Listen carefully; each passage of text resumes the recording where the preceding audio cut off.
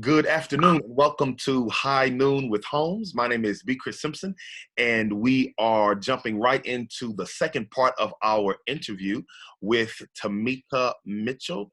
Tamika, who is one of my best friends, she is my financial advisor. We go way back. She was instrumental in helping me build the youth ministry when I was in St. Louis, and she's here with us today to talk about budget and all of those powerful, awesome things that can make our life better. She is a master's in business administration, a tax auditor, and a real estate agent. I see also, Tamika, it says CFE. What is CFE? Certified fraud examiner. That's examinations I do for businesses. Awesome. Prevent fraud. Mm-hmm. Okay, so if there's fraud anywhere in your business, you can call Tamika. If there's fraud anywhere in your friendships, your relationships, she probably has something to say about that too. And I actually help put practices in to prevent fraud, not just to find it. Yeah, that's right. Because it's not just about the fraud finding, but also that fraud prevention. Maybe Right. we'll do something about that in relationships or in in friendships or something. That'd be good too. That's good. That's good. All right. So we're going to jump right into the second part of our interview.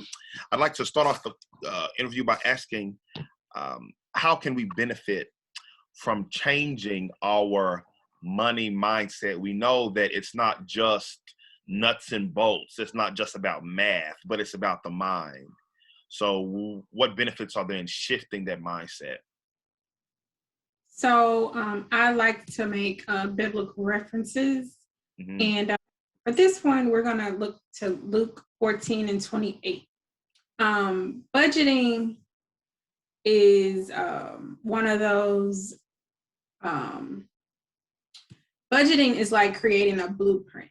And so this, I believe, speak to that. Luke 14:28 says, suppose one of you wants to build a tower, won't you first sit down and estimate the cost to see if you have enough money to complete it? So again, essentially that's getting to, you have an idea, sit down, make sure you have the resources in place, the tools to do it. Otherwise, you find yourself starting something and unequipped to finish it. Absolutely.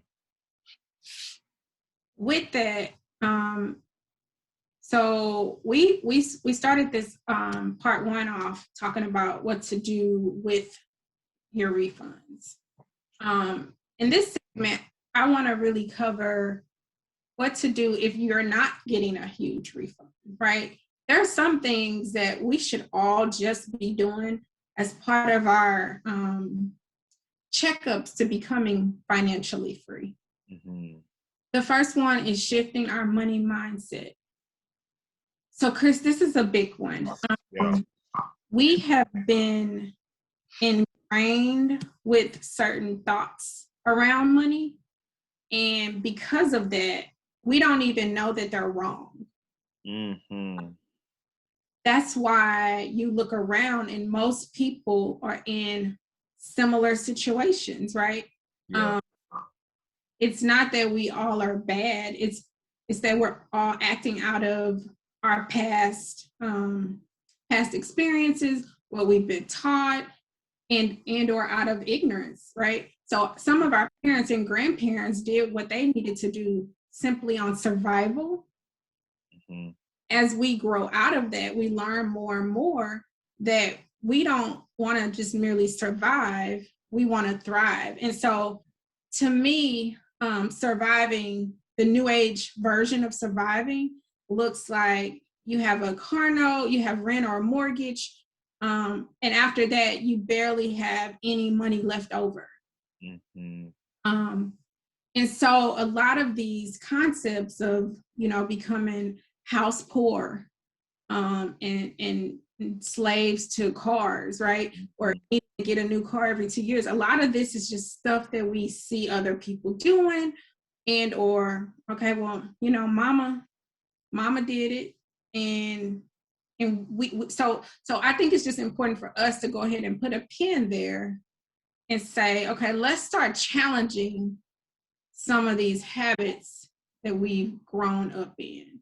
Mm. I think you, being a wonderful chef and everything, you can understand wanting to have everybody over, some chicken or fish fry, right? That's right. Yep. Yep. And in the past, right, that was how people showed love. That's how if you love us, you'll feed us. Yeah. And I think that's great, and you should keep doing that.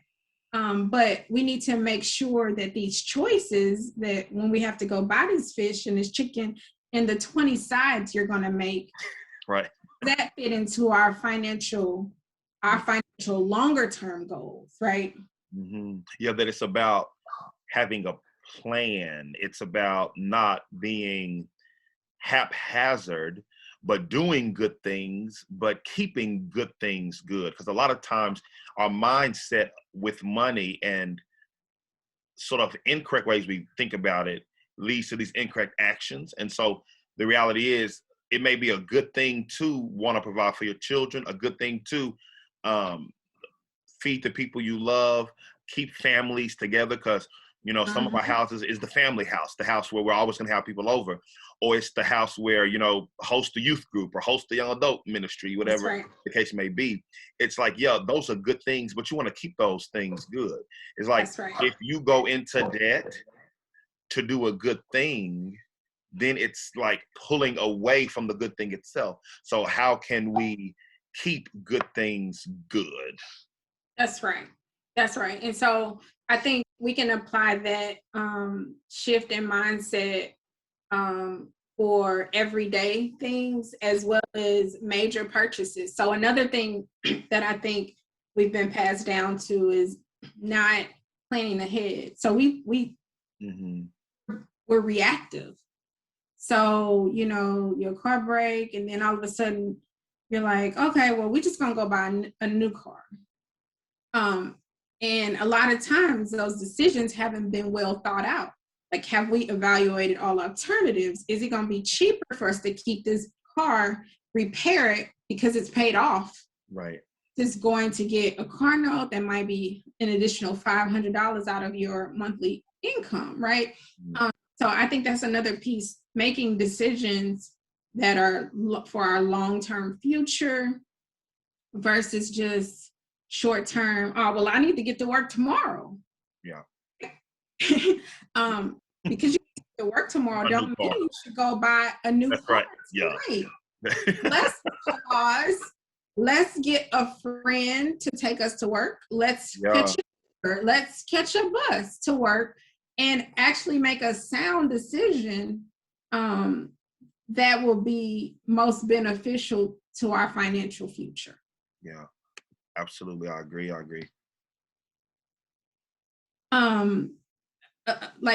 We've already started talking through these. So our spending habits. So another thought, and so a lot of our thoughts actually will lead to our actions. You will see how they're perfectly correlated. Mm-hmm. If you start telling yourself, I'm on a budget, I can't buy anything, you will start feeling deprived. Right.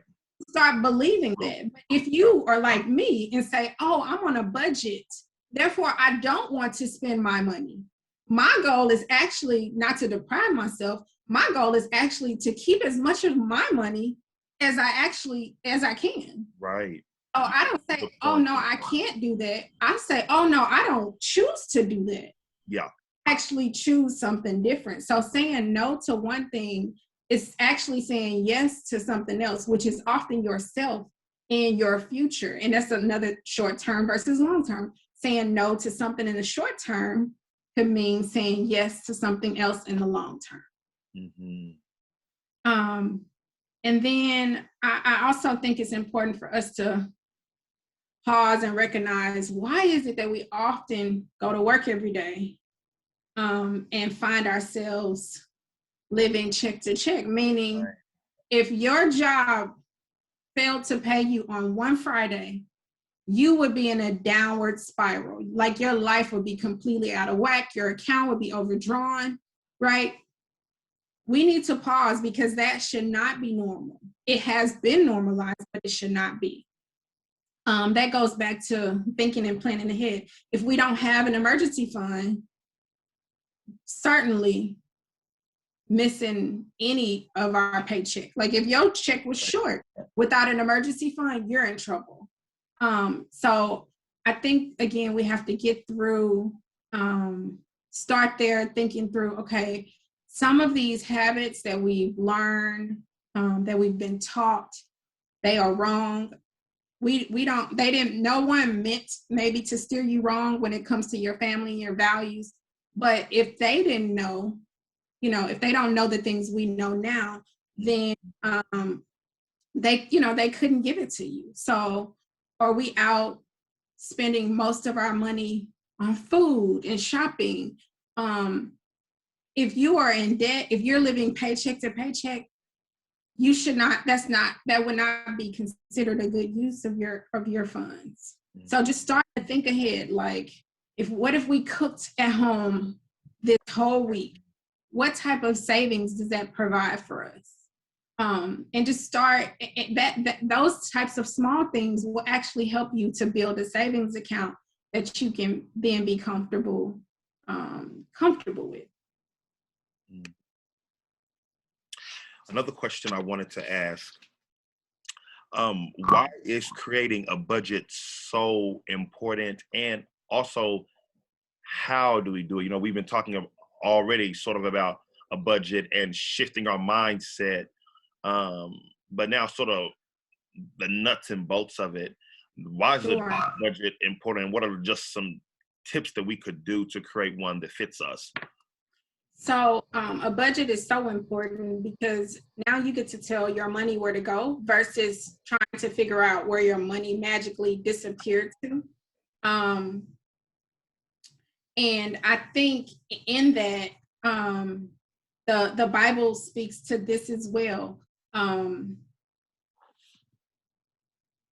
In 2 Peter 1:5-8, it says, "For this very reason, make every effort to supplement your faith with virtue, and virtue with knowledge, and knowledge with self-control, and self-control with steadfastness, steadfastness with godliness, godliness with brotherly affection, and brotherly affection with love. For if these qualities are yours and are increasing, they keep you from being ineffective or unfruitful in the knowledge of our Lord Jesus Christ."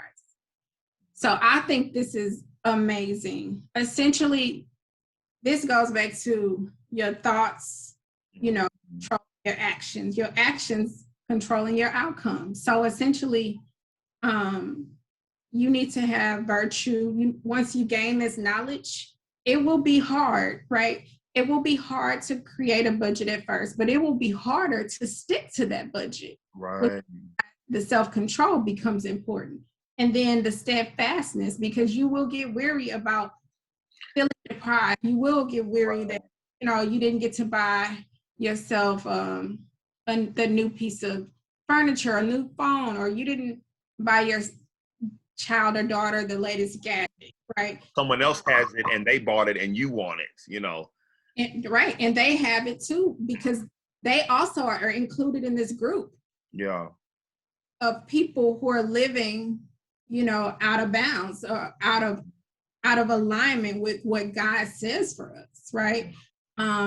So I think this scripture might be one of the best scriptures to help you, like, reference back when you get weary about why are we doing this. This is a good place to refer back to.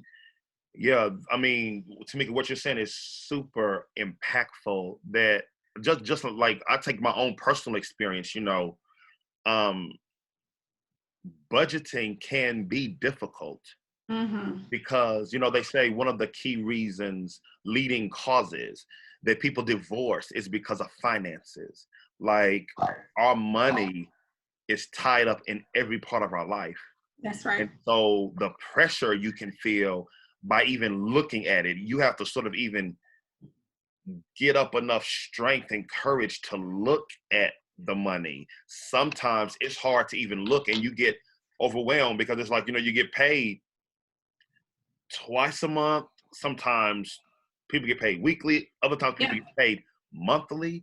And so you got that. And then you got bills coming out at these different times. And so budgeting can really be difficult. It's an emotional process. And so, when you pull out knowledge, I mean, just the forum that we are having now and that we had last week, just the ability to know knowledge is power. So that can help us to gain the courage to do these things. Self-control is super huge, because I know in my trying to get better and build a future for my family and attempting to get out of debt, it's like self-control is needed. It's almost impossible to have a budget and stick to it. I have often made budgets, but like what you're saying, like making a budget versus sticking to the thing is a whole nother situation. So like being steadfast. And what I noticed in the scripture that you're using about brotherly affection and love, and how some of these things can be applied to a bunch of things in our life, but especially to budgeting. One thing that a budget has helped us to do is help people. Like, I'm building a future for myself. I'm building a future for my family. When someone needs money, when someone is down on their luck, when the church needs something, it's a good thing that we can be generous because we've taken the time to plan. So a budget is a thing that may be difficult, but when you take the time to plan, it actually allows you to be more generous and even extravagant with the way that you give to others and with the way that you provide for other people. And that is godliness, that is brotherly affection and love. That is absolutely right, Chris. So a lot of times you may find yourself wanting to help, wanting to give. And when you are scrapping and living paycheck to paycheck, you just don't have it to give, right? Right. By setting yourself up in a more organized fashion, you can include giving in your budget. You should include giving in your budget, right? I have a line items called for others in my budget. Right.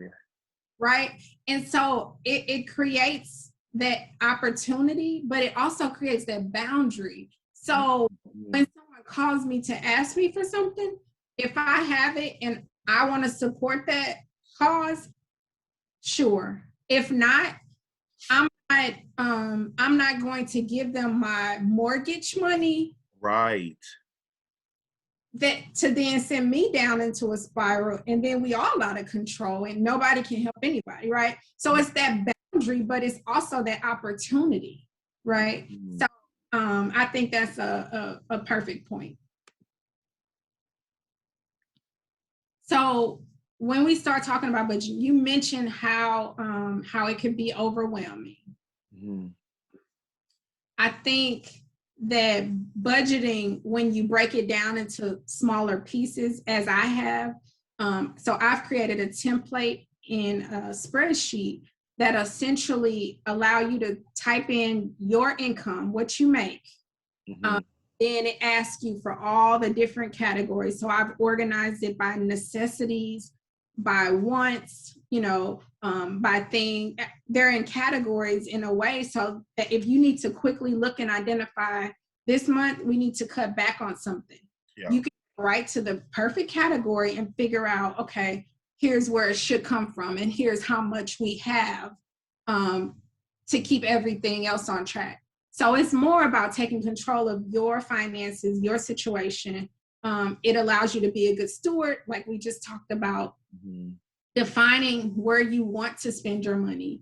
And again, it's not about depriving yourself, it's making conscious choices. So instead of showing up at the mall, and again, because most of what we're doing is not us, we are on autopilot. If you were to stop and say, wait, is this what I want for the long term? Does this line up with the goals that we've established? a lot of times we would not make the spending choices that we do. We're on autopilot because we are being computerized. Yeah. Want you get to the store, you like, oh, sale, right? In your mind, all of a sudden you're getting a deal. So now you're spending on something that was never necessary, was not even planned. But since it's a sale, you find yourself needing to capitalize on this. Same thing with social media. If I tell my husband, I would really like to take a trip. We've been stuck in this house for 9 months. I need to, get to a beach. All of a sudden, I am getting inundated with advertisements. Right. Maybe you'd be happier if you were right now on this beautiful beach. It's a real thing. So it's not, you are on autopilot, and they are literally conditioning your brain. And every time you think something and you say it, it's going to be put in front of you. Right. Yeah. So we just need to know that taking control. So, and again, being good stewards. And like I said, I have this template. I love this template. It's so simple. I will be happy to share it. So if you guys email me, absolutely, I will be happy to share this template. But not only that, I have incorporated this into an app on my phone. And that goes back to allowing us to be intentional about our budgeting. Yeah. So I was just mentioning the app. So I use Mint. Mint, you can connect to your bank account, right? And it's kind of a lot of work to set up initially, but once it's connected, it's great. Track your spending for all the categories you set up. And so before you decide to purchase something that was not in your, before you decide to purchase something, you can consult as you have it to your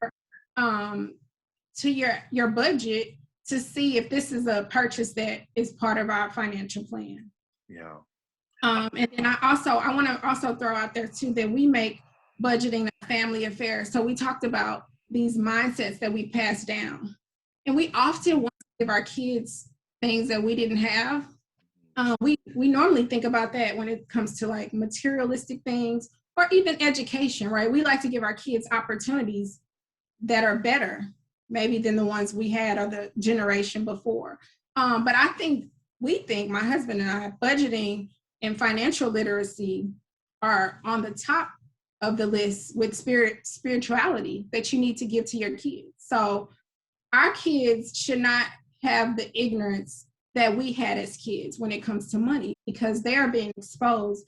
When they're asking for things, we're going to refer to that Mint app and say, okay, is this a want? Because if it was a need, it should already be in the budget. Right.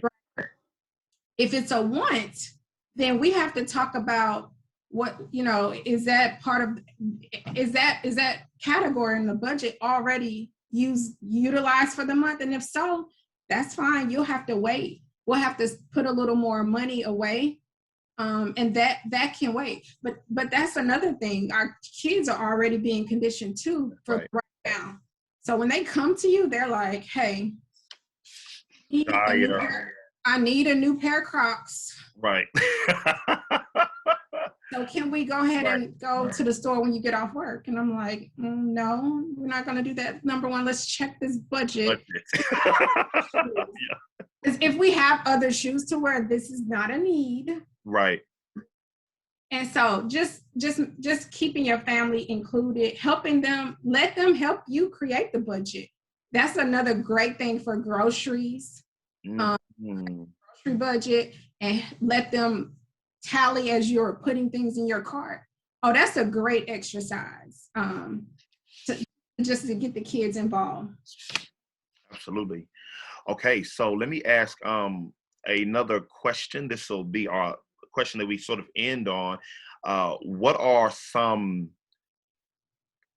common mistakes or pitfalls that we can make? Because there's 100 budgeting apps, and there's ways that everybody does different things. And, you know, you talk to one person and then hear something different on the radio, then something different on your advertisements. Because right now we're talking about budget. So on your phone that's listening to this conversation is probably going to give you any laundry list of things that you could use. So what are just some of those common pitfalls that we can avoid when trying to do all of this? Yeah, Chris. So I think you said it right. There's a ton of information. I think you need to sit down first, establish your goals, like create a goal for the year, get it with your spouse if you have one, keep your kids involved, right? And have these conversations to start off.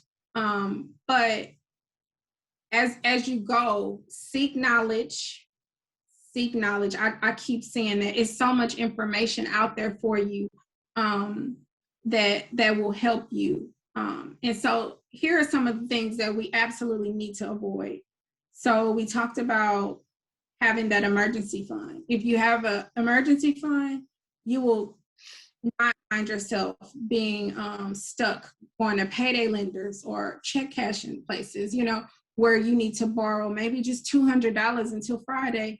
But when you do that, their interest rates are so high that you pay that $200 off for the next 2 years. Right. It's like you find yourself, okay, I'm paying them, but the balance is not going down. Well, that's why. So that's a major one to avoid. Short-sighted decision making. So again, that's where we go in an emergency, make a choice because I need to get to work tomorrow. But if we pause, take a step back, maybe get some counsel around you to help you brainstorm, okay, what could I do that would help me get to work tomorrow, but to go find a good quality car, right? Or a good quality car that I can pay for with my savings, or, you know, just all kinds of things that you should not be making spur of the moment financial decisions. You need to have these thought out and they need to be in alignment with your goals.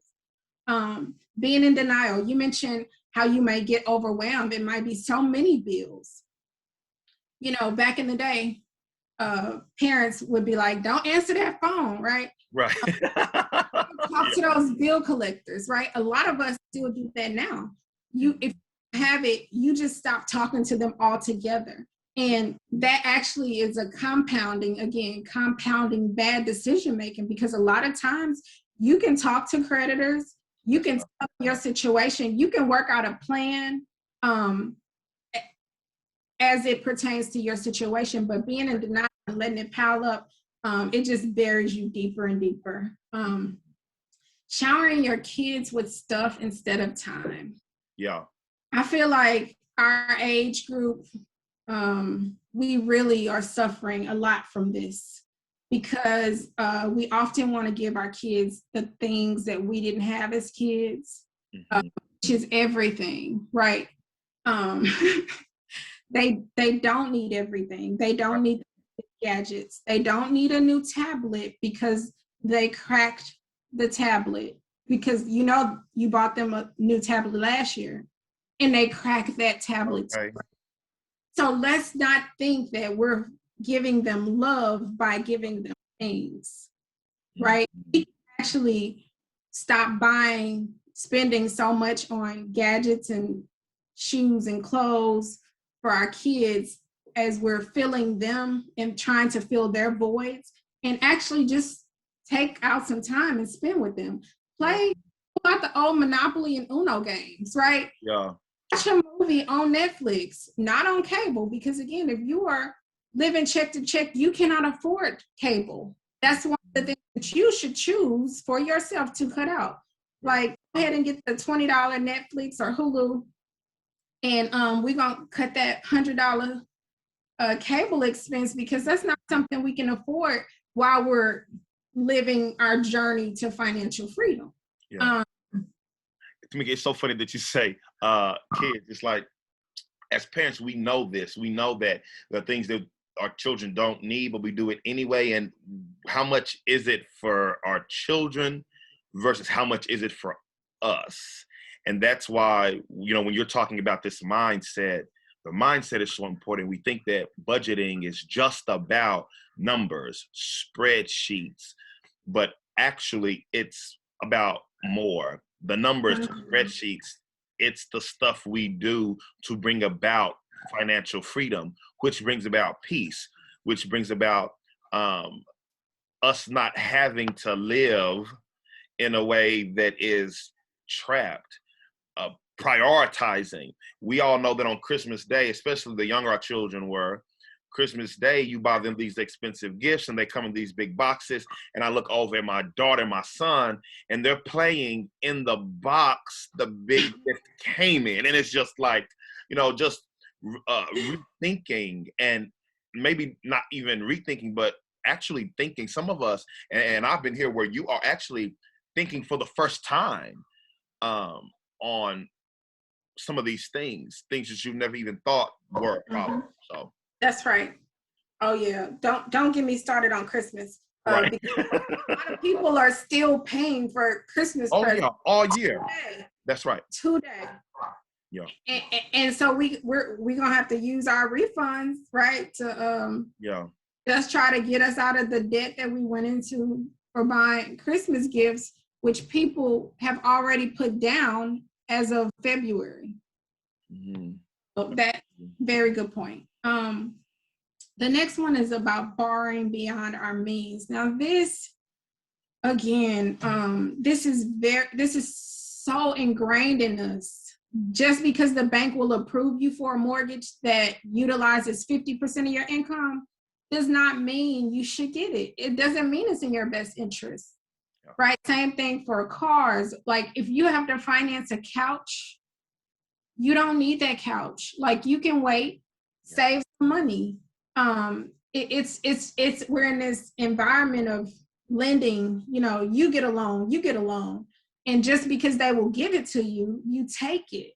But that thinking is what has everybody in debt, has everybody unhappy. And that's just another one of those things we just need to get a hold of.